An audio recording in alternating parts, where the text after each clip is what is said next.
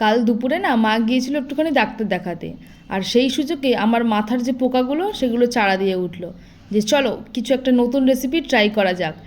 আর তখন ভাবতে ভাবতে সঙ্গে ভাবলাম যে খুব তো বেশি সময় নেই, মা তাড়াতাড়ি চলেও আসবে, তো শর্টকাটে এমন কিছু হবে সেরকম কিছু ট্রাই করব। সঙ্গে সঙ্গে দেখলাম যে ঘরে সাদা সর্ষে কালো সর্ষে দুটোই ছিল, কিন্তু সর্ষে দিয়ে করার মতন তেমন কিছু ছিল না।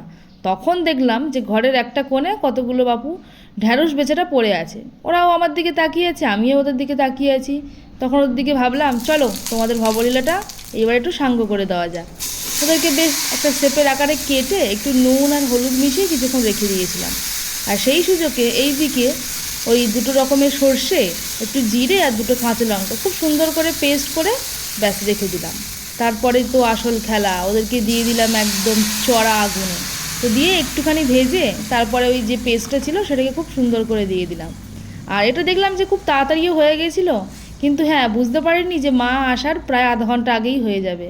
ততক্ষণে সাবার হয়ে গেছিলো আর মায়ের জন্য বাটি করে তুলে রেখেছিলাম।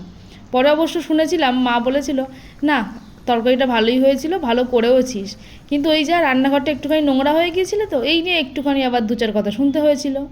আর সব শেষে যখন ভালো করে ফুটে যাবে ওপর থেকে একটুখানি সর্ষের তেল দিয়ে দিতে হবে। মোটামুটি দুটো একটা রান্না জানি, এবার একটা রেস্টুরেন্ট খুলবই।